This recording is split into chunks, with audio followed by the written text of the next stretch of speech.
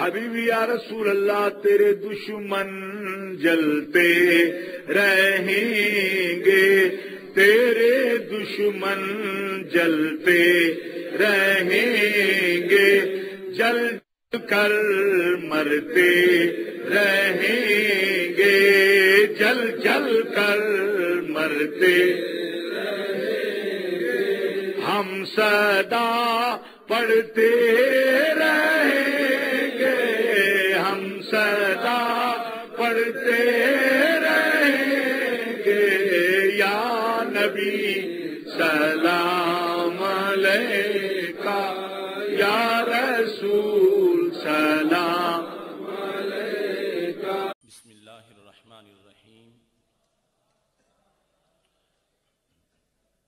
رب اشرح لی صدری ویسر لی امری واحلل عقدۃ من لسانی یفقہوا قولی۔ الحمد للہ الذی لا مانع لحکمہ ولا ناقض لقضائہ، والصلاة والسلام على سید انبیائہ وعلى احبابہ المعارضین لأعدائہ، اما بعد فاعوذ باللہ من الشیطان الرجیم، بسم اللہ الرحمن الرحیم۔ انا کفیناک المستہزئین، صدق اللہ العظیم وصدق رسولہ النبی الکریم الامین۔ ان اللہ وملائکتہ یصلون علی النبی یا ایہا الذین آمنوا صلوا علیہ وسلموا تسلیما۔ الصلاة والسلام علیکہ یا سیدی یا رسول اللہ وعلی آلک واصحابک یا حبیب اللہ۔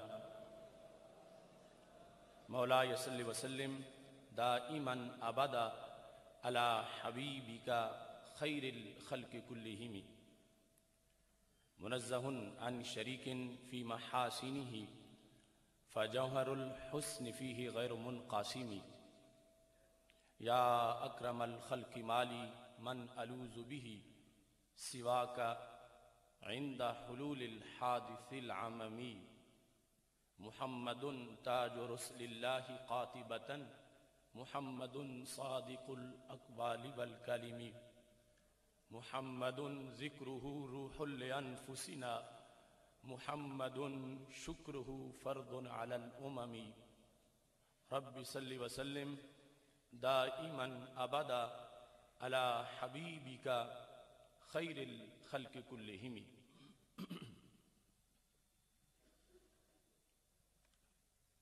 جان دینا ان کی خاطر، جان دینا ان کی خاطر ہے فریضہ حیات، جان دینا ان کی خاطر ہے فریضہ حیات، جس طرح سمجھا ہے خود اوروں کو سمجھانا بھی ہے۔ جان دینا ان کی خاطر ہے فریضہ حیات، جس طرح سمجھا ہے خود اوروں کو سمجھانا بھی ہے۔ جن دماغوں میں نہیں ہے آج تک بھی روشنی، عزت نبوی کا پرچم ان پہ لہرانا بھی ہے۔ جن زبانوں کو نہیں ہے حق بیانی کی لگن، جن زبانوں کو نہیں ہے حق بیانی کی لگن، عظمت نبوی کا نعرہ ان سے لگوانا بھی ہے۔ جن زبانوں کو نہیں ہے حق بیانی کی لگن، عظمت نبوی کا نعرہ ان سے لگوانا بھی ہے۔ کر کے جان و مال ان کی شان و عظمت پہ نثار، کر کے جان و مال ان کی شان و عظمت پہ نثار، پھر ادائے عاشقی کو آج دہرانا بھی ہے۔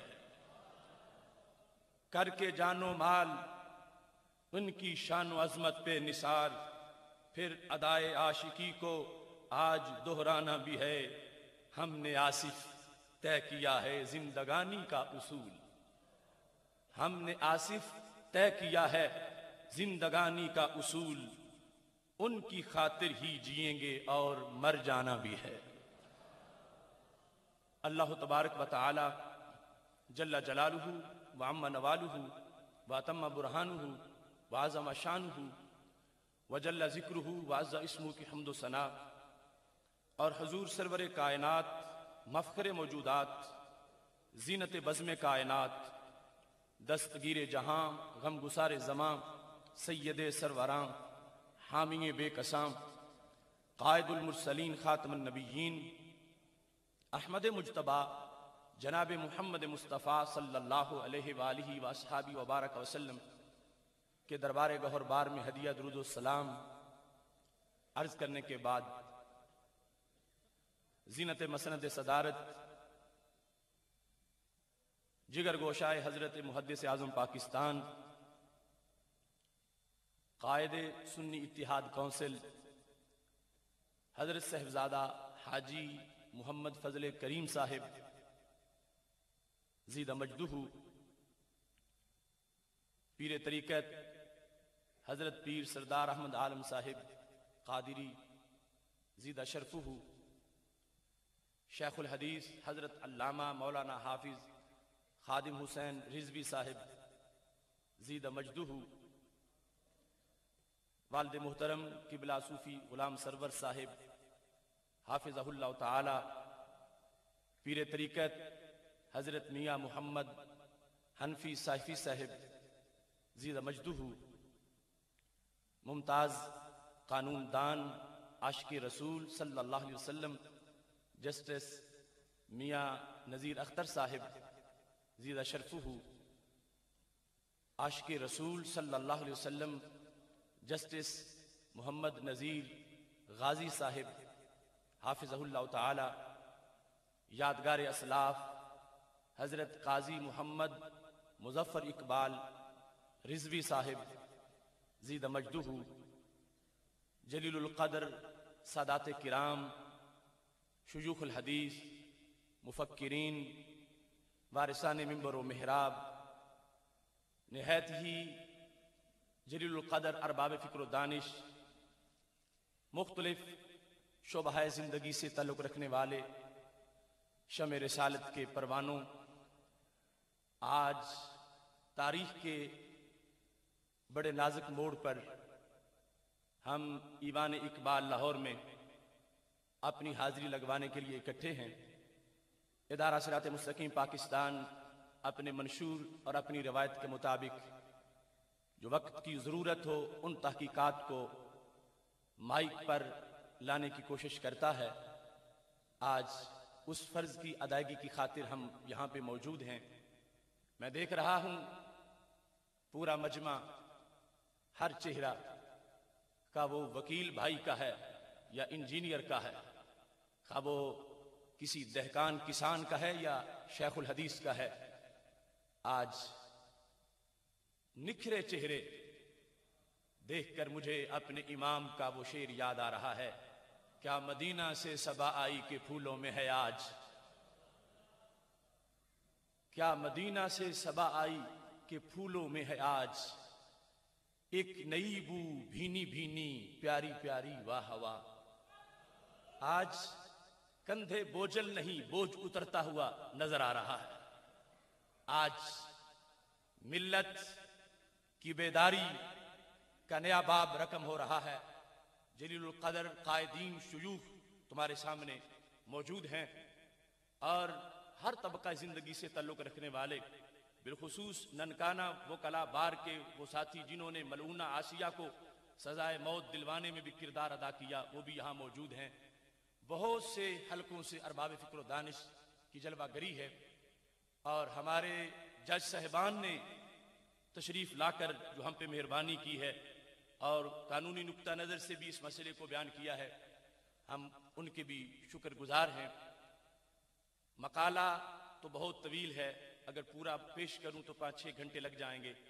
میں اس کی ایک سمری سی اس وقت میں آپ کے سامنے پیش کرنے کی کوشش کروں گا، اور اس پر وعدہ کرتا ہوں کہ جس کو کوئی شک ہوگا، کوئی سوال ہوگا، وہ بحث کرنا چاہے گا یا مناظرہ کرنا چاہے گا، انشاءاللہ آخری سانس تک ہم تحقیق کی روشنی میں بھی ثابت کریں گے کہ گستاخ رسول واجب القتل ہے، اس کے زندہ رہنے کی کوئی بھی کسی طرح بھی کوئی سبیل باقی نہیں ہے۔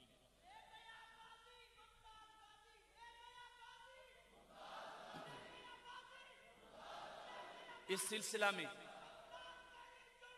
میں آغاز میں اس بات کو آپ کے سامنے رکھنا چاہتا ہوں، جس طرح کہ پہلے بہت سی علمی نشستوں میں یہ بیان ہو چکا ہے، جس شخص نے رسول اللہ صلی اللہ علیہ وسلم کی توہین کی وہ پہلے مومن تھا یا پہلے ہی کافر تھا، دونوں صورتوں میں وہ واجب القتل ہے، اس کی توبہ قبول نہیں ہے، توبہ کی گنجائش ہی نہیں ہے، اور اس پر شریعت مطہرہ کے واضح دلائل موجود ہیں، قرآن، سنت، اجماع صحابہ، قیاس اور چاروں فقہ، اور بالخصوص آج جس علاقے میں پروگرام ہو رہا ہے ملک پاکستان بر صغیر، اس کو اب منکرین نے فقہ حنفی کا گوارا بھی تسلیم کر لیا ہے، تو میں بطور خاص فقہ حنفی سے یہ شواہد پیش کروں گا کہ گستاخ رسول صلی اللہ علیہ وسلم وہ مجرم ہے کہ جس کو 3 دن تو کیا 3 منٹ بھی نہیں دیے جائیں گے،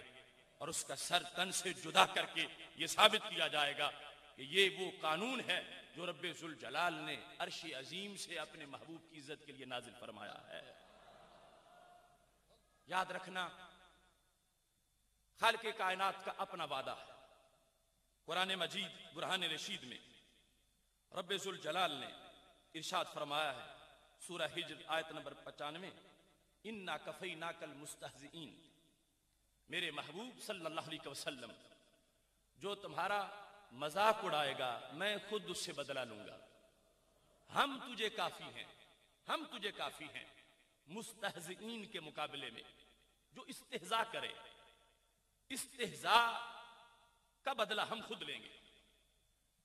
ایک ہے زبان سے گالی دینا اور ایک ہے مذاق میں کچھ کہنا۔ لوگ کہتے ہیں میں تو سنجیدہ نہیں تھا، میں نے مذاق میں کہہ دیا، تو رب ذوالجلال نے قرآن مجید برہان رشید میں سورہ توبہ آیت نمبر 65 اور 66 میں یہ فرمایا، وَلَئِن سَأَلْتَهُمْ لَيَقُولُنَّ انما كنا نخوض ونلعب۔ کچھ منافقین کا ذکر ہو رہا ہے، اگر آپ ان سے یہ سوال کریں کہ آپ نے ایسا کیوں بولا، لَيَقُولُنَّ، وہ ضرور کہیں گے، انما كنا نخوض ونلعب، بس ہم تو گپ شپ لگا رہے تھے، کھیل کود تھا، سنجیدگی نہیں تھی، ہم ویسے ہی ایسا ہم نے کہہ دیا ہے۔ قل اباللہ وآیاتہ ورسولہ کنتم تستہزئون، میرے نبی ان سے یہ کہہ دو کہ جو تمہارے بارے میں انہوں نے یہ کہا کہ غیب جانتے ہوتے تو پھر آج ایسا معاملہ کیوں ہوتا، اگر یہ مستقبل میں فتوحات کا ان کو پتہ ہوتا تو آج ایسا معاملہ کیوں ہوتا۔ ان سے کہہ دو کہ تم نے جو میری تضحیک کی ہے، استہزاء کیا ہے، اس کے ضمن میں تم نے اللہ کی آیات اور اللہ کے رسول صلی اللہ علیہ وسلم سے استہزاء کیا ہے۔ میری ذات سے استہزاء اللہ سے استہزاء ہے، اللہ کی آیات سے استہزاء ہے۔ اور خالق کائنات نے فرمایا یہ جو معذرت کرنا چاہتے ہیں محبوب تجھ سے، یہ کہہ کر کہ ہم سنجیدہ نہیں تھے، مذاق میں کہہ دیا، لا تعتذروا، انہیں کہو عذر مت پیش کرو، قد کفرتم بعد ایمانکم، ایمان کے بعد اس عمل کی وجہ سے تم کافر ہو چکے ہو۔ تم نے اگرچہ بت کو سجدہ نہیں کیا، تم نے اگرچہ رب کا کوئی شریک نہیں مانا، مگر جو تم نے میرا مذاق اڑایا ہے، تم نے تنہائی میں بیٹھ کر میرے علم پر جو تنقید کی ہے، اس جرم کے لحاظ سے قد کفرتم، تم کافر ہو چکے ہو، بعد ایمانکم، پہلے ایمان تھا اب سلب ہو گیا، اب اس کی کوئی حیثیت نہیں رہی۔ وہ ایمان کیوں گیا؟ توہین رسالت کے جرم کی وجہ سے۔ اور وہ جرم کیا تھا؟ مذاق میں رسول اللہ صلی اللہ علیہ وسلم کی شان کو ہلکا سمجھ کے ہلکا کر کے وہ بیان کرنا چاہتے تھے، اور اس پر رب ذوالجلال نے فرمایا کفرتم، تم کافر ہوئے۔ آج ایک طبقہ ان باتوں کو ملا کی آواز کہہ کر توہین پہ اترتا ہے۔ یاد رکھنا یہ رب کا قرآن ہے۔ کفرتم، تم کافر ہوئے، کس جرم پر؟ کہ جو تم نے توہین رسالت کی۔ توہین رسالت کا جرم یہ بندے کو کافر بنا دیتا ہے، یہ مفتی کا فتویٰ نہیں، یہ رب کے قرآن کا فیصلہ ہے۔ اور اس کے ساتھ یہ بھی سوچنا ہے کہ وہ استہزاء کیا ہوگا کہ جس کو کفر کہا گیا. آج لوگ گستاخانہ روش کی وجہ سے ہاضمے بڑے تیز ہو گئے ہیں اور وہ گستاخی کو گستاخی سمجھ ہی نہیں رہے اور اتنی بے لگام اور آزادانہ گفتگو کرتے ہیں شان رسالت کے بارے میں. میں قرآن سے ایک مثال دینا چاہتا ہوں تاکہ سارے سننے والے محتاط رہیں. اگر کہیں پہلے ایسا ہوا تو ایسا نہیں ہونا چاہیے. اور پوری طرح میڈیا کے افراد اور پوری دنیا میں جو لوگ میرے محبوب علیہ السلام کے بارے میں گفتگو کرتے ہیں انہیں پہلے سوچنا چاہیے. ادب گاہے زیر آسماں از عرش نازک تر نفس گم کردہ می آید جنید و بایزیدین جا. کہ وہ بولنا چاہتے ہیں تو کس ذات کے بارے میں. اب اس کا ایک معیار میں قرآن سے پیش کرتا ہوں. قرآن مجید برہان رشید کی سورہ انبیاء آیت نمبر 36 ہے. رب ذوالجلال ارشاد فرماتا ہے وَإِذَا رَآكَ الَّذِينَ كَفَرُوا إِن يَتَّخِذُونَكَ إِلَّا هُزُوًا. میرے محبوب جب تجھے کافر دیکھتے ہیں تو وہ تمہارا مذاق اڑاتے ہیں. کیا چیز ہے جس کو مذاق کہا گیا؟ وہ آگے آیت میں ذکر ہے. وہ ہے اَهَذَا الَّذِي يَذْكُرُ آلِهَتَكُمْ. یہ ہے وہ آپس میں ایک دوسرے کو کہتے ہیں یہ ہے وہ جو تمہارے بتوں کو برا کہتے ہیں. یہ ہے وہ جو تمہارے بتوں کو برا کہتے ہیں. میں توجہ دلانا چاہتا ہوں ایک ہے وہ بات جو ہمارے نبی علیہ السلام کا منصب نہ ہو وہ سرکار کی طرف منسوب کی جائے. ایک ہے سرکار کی کسی صفت کا انکار کر کے تنقید کی جائے. اب یہ وصف تو میرے نبی علیہ السلام میں موجود ہے. کیا کہ آپ بتوں کی خبر لیتے ہیں, بتوں پہ تنقید کرتے ہیں, بتوں پہ تابڑ توڑ حملے کرتے ہیں, بتوں کو برا کہتے ہیں. یہ وصف آپ کا موجود ہے لیکن صرف بیان مذاق کے انداز میں کیا جا رہا ہے. صرف انداز جو ہے وہ غلط ہے. ورنہ تو یہ سرکار کی شان ہے کہ آپ بتوں کی مذمت کرتے ہیں اور یہ توحید کا آپ کا عقیدہ ہے کہ آپ رب کی شان بیان کرتے ہیں, بتوں کو برا کہتے ہیں. اب کافروں نے بھی یہی کہا کہ یہ وہ انسان ہے جو بتوں کو برا کہتے ہیں, لیکن رب نے کیا کہا؟ فرمایا یہ مذاق اڑا رہے ہیں. کیوں کہ وہ کہتے ہیں اَهَذَا الَّذِي يَذْكُرُ آلِهَتَكُمْ. یہ ہے وہ جو تمہارے بتوں کو برا کہتے ہیں. اب ایک بات وصف ہے میرے نبی علیہ السلام کا, حق ہے, حقیقت ہے, مگر بیان کا انداز جو ہے وہ مذاق والا ہے, وہ توہین والا ہے. میرے رب نے فیصلہ کر دیا. ان کی شان یہ ہے کہ اس بات کا بھی میں نوٹس لے رہا ہوں کہ یہ کفار جو اس انداز میں میرے نبی علیہ السلام کا وصف بیان کرتے ہیں تضحیک آمیز لہجے میں, اللہ کہتا ہے یہ عرش کا فیصلہ ہے کہ وہ اس انداز میں بھی میرے نبی کی گستاخی کر رہے ہیں. کہاں وہ جرم, کوئی گالی بکے, کوئی بکواس کرے, کوئی ہلکا لفظ بولے, وہ تو سرکار کی ذات میں ہے ہی نہیں جو کوئی توہین کرنے والا کرتا ہے. یہاں جو بیان ہوا وہ ذات میں ہے, مگر شریعت نے کہا لہجہ غلط ہے, انداز غلط ہے, طریقہ غلط ہے.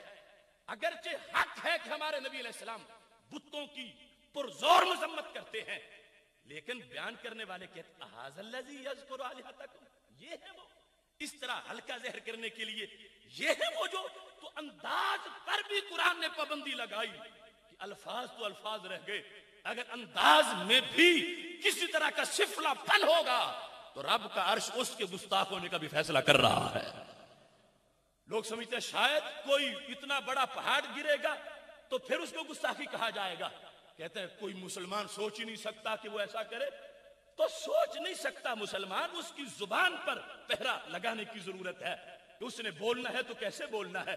یہاں پر صرف انداز پر جو بات کی وہ سچی بات ہے, مگر انداز جھوٹا ہے تو خالق کائنات نے مقام نبوت کا اظہار کر دیا. فرمایا تم نے جس نے بھی میرے محبوب علیہ السلام کی شان بیان کرنی ہے اس نے جو مضمون ہے وہ بھی سچا بیان کرنا ہے, اور انداز بھی وہ رکھنا ہے جو عزت والا انداز ہوتا ہے. یہاں اس چیز پر قرآن مجید برہان رشید میں سب سے بڑا فرض جو بندے پر ہے, نماز روزہ حج زکوٰۃ پر مقدم فرض وہ ہے نبی علیہ الصلوۃ والسلام کی تعظیم و توقیر. ایک فرض وہ ہے جو زندگی میں ایک بار ہے، ایک فرض وہ ہے جو سال میں ایک بار ہے، وہ مہینہ رمضان کا پہلے حج ہے زندگی میں. ایک فرض وہ ہے جو زکوٰۃ ادا کرنے سے سال کے بعد وہ فرض ادا ہو جاتا ہے. 5 وقت نماز پڑھیں تو دن میں 5 مرتبہ وہ فرض ادا ہوتا ہے. رب کعبہ کی قسم ہے، ناموس رسالت پہ پہرا دینے والا فرض وہ فرض ہے جو نہ سال میں ایک بار، نہ زندگی میں ایک بار، نہ دن میں 5 بار. یہ وہ فرض ہے جو مومن پر ہر سیکنڈ میں فرض ہے. اور وہ فرض ادا تب ہوگا جب ہر سیکنڈ میں عزت پہ پہرا دے گا. خود تو توہین سے بچے گا ہی، لیکن کسی کو توہین نہیں کرنے دے گا تو پھر پتا چلے گا کہ یہ فرض ادا کر رہا ہے. اور اپنی زندگی میں وَتُعَزِّرُوهُ وَتُوَقِّرُوهُ کا جو حکم ہے اس پہ عمل کرتا نظر آ رہا ہے. اس واسطے جب ایسا کوئی جرم کرے کہ رسول اللہ صلی اللہ علیہ وسلم کے بارے میں ایسا لفظ بولتا ہے جس سے گستاخی کی بو آ رہی ہے، اس کے لحاظ سے قرآن مجید نے کتنے سخت احکام کو نازل کیا. سخت بمانا اس انداز کے کہ جس چیز کا وہ حقدار ہے وہ مجرم، اس کی وہی سزا قرآن نے بیان کی ہے. اب کسی کو حق نہیں پہنچتا، نہ ہم قرآن بدل سکتے ہیں، نہ کسی میں طاقت ہے، اور نہ ہی اس پر کوئی کمپرومائز ہو سکتا ہے. تو خالق کائنات جل جلالہ کے فرمان کے مطابق اس بدبخت کو جس نے توہین کی ہے وہی اس کی سزا ہے جو امت شروع سے لے کر آج تک وہ سزا دے کر مجرموں کو اپنا فرض ادا کرتی ہوئی نظر آ رہی ہے. خالق کائنات جل جلالہ کا فرمان ہے سورہ مائدہ آیت نمبر 33، انما جزاء الذین یحاربون اللہ ورسولہ ویسعون فی الارض فسادا. سوائے اس کی نہیں کہ جزا ان لوگوں کی جو رب اور اس کے نبی صلی اللہ علیہ وسلم سے جنگ لڑتے ہیں اور زمین میں فساد پھیلاتے ہیں. کیا جزا ہے؟ این یقتلوا، ان کو قتل کر دیا جائے، چن چن کے ٹکڑے کیا جائے. قرآن نے یہ نہیں کہا کہ این یقتلوا، قرآن میں این یقتلوا. یہ عربی کی بلاغت ہے کہ جو لفظ بولنے میں سخت ہوتا ہے اس کا معنی بھی اسی طرح شدت کا اظہار کرتا ہے. یقتلوا بھی بڑی بات ہے کہ ان کو قتل کر دیا جائے، مگر قرآن کہتا ہے این یقتلوا، شدت سے ٹکڑے ٹکڑے ان کے کیے جائیں. جرم کیا تھا؟ اللہ سے اور اللہ کے رسول صلی اللہ علیہ وسلم سے انہوں نے جنگ شروع کر دی ہے. وہ ہے کیا؟ زمین میں فساد برپا کرتے ہیں. آج دیکھو، جس نے ایک مومن کو بلا وجہ قتل کیا اس کا کوئی جرم نہیں تھا، تو اس نے، ہم سمجھتے ہیں کہ اس نے غلطی کی جس نے مومن کو قتل کیا.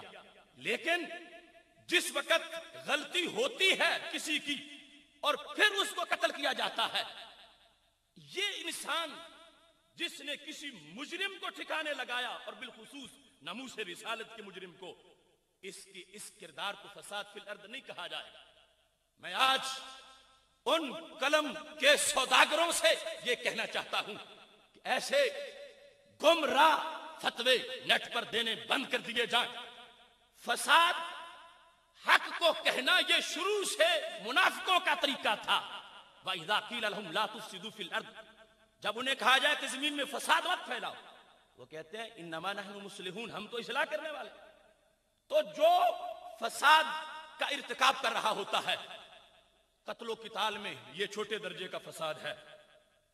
سب سے بڑا فساد یہ ہے کہ جو شخص زمین پر میرے نبی علیہ الصلوۃ والسلام کو گالی دیتا ہے، توہین کرتا ہے، جو میں تعریف پہلے بتا رہا ہوں کہ توہین کہاں سے شروع ہوتی، یہ سب سے بڑا مفسد ہے، سب سے بڑا فسادی ہے، سب سے بڑا باغی ہے.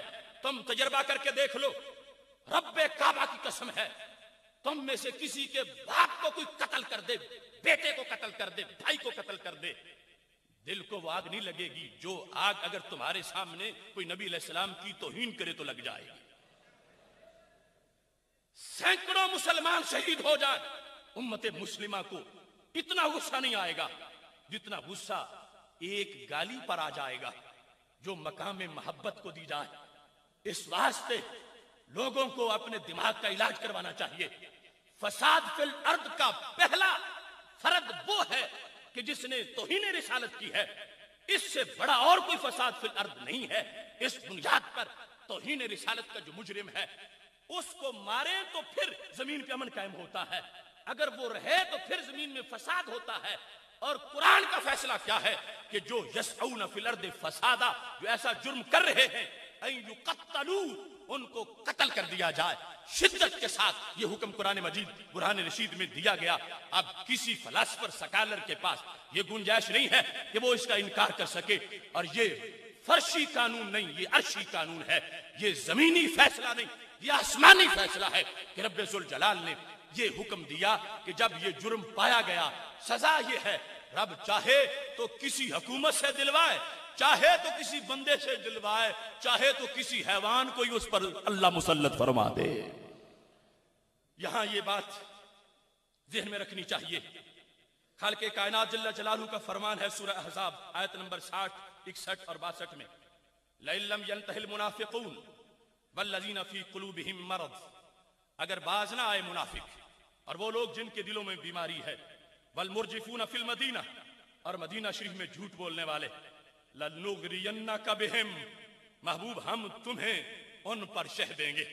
اب مرجفون عام جھوٹ نہیں، یہ خاص توہین والا دھندا جو ہے۔ ثُمَّ لَا يُجَاوِرُونَكَ فِيهَا إِلَّا قَلِيلًا، پھر وہ تمہارے قریب مدینہ شریف میں نہیں رہیں گے مگر تھوڑا۔ ملعونین، یہ ملعون لوگ ہیں۔ کس کس کو قرآن نے ملعون کہا؟ ملعون جن پر بطور خاص اللہ کی لعنت معین طور پر کی گئی، اس میں یہ توہین رسالت کے مجرمین کا ذکر کرتے ہوئے اللہ نے فرمایا اینما ثقفوا اخذوا وقتلوا تقتیلا، جہاں پائے جائیں پکڑے جائیں۔ کیا ہو؟ قتلوا، یہاں بھی قتلوا نہیں کہا کہ وہ قتل کیے جائیں، بلکہ قتلوا، چن چن کے مارا جائے، گن گن کے مارا جائے، ان کے ٹکڑے کیے جائیں۔ اور پھر تاکید کے طور پر تقتیلا، مصدر مفعول مطلق جو تاکید کے لیے ہوتا ہے، وہ بھی رب ذوالجلال نے استعمال کیا، اور اس چیز کو خالق کائنات جل جلالہ نے واضح فرما دیا کہ جب کوئی شخص ایسا جرم کرتا ہے، اس جرم کے بعد رب کا غدار بنا، اب اس کے لیے کسی طرح کوئی معافی اور اس کا کوئی احتمال موجود نہیں ہے۔ خالق کائنات جل جلالہ کا قرآن واضح طور پر ان کا ہی حکم بیان کر رہا ہے۔ بطور خاص ذمی حضرات، جو پہلے مسلمان نہیں تھا اور کافر تھا، اس نے جب ایسا کام کیا، اس کے لحاظ سے بھی اگرچہ پہلی آیات میں بھی واضح حکم موجود ہے، لیکن یہ سورہ توبہ کے اندر جو خالق کائنات جل جلالہ کا فرمان ہے، اس کو بھی بطور خاص ذہن میں رکھا جائے۔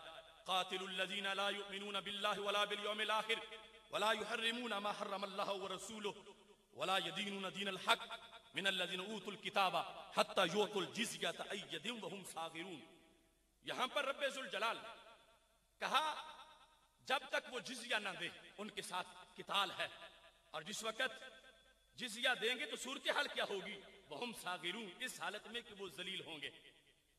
اب جو ہم صاغرون کا لفظ ہے، اس قرآن مجید کی نص سے جو غازی صاحب کہہ رہے تھے کہ نص، وہ تقاضا کرتے کہ نص بیان کی جائے، تو نص جانے والوں کو ہم نص دکھا رہے ہیں کہ قرآن مجید نے کہا وہ ہم صاغرون، کہ ذمی مسلم حکومت میں رہتے ہوئے اس پر اس کو رکھا جائے گا اس حال میں کہ وہ صاغر ہیں۔